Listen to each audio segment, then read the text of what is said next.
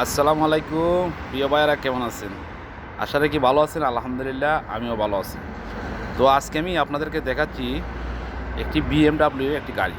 তো দেখুন আপনারা, গাড়িটি কত দামি একটা গাড়ি।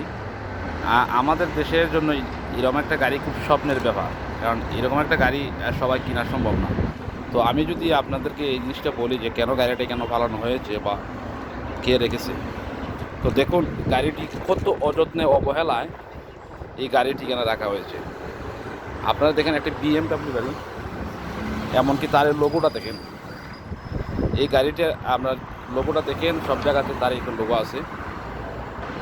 তো আপনারা দেখতে দিলাম গরুটা।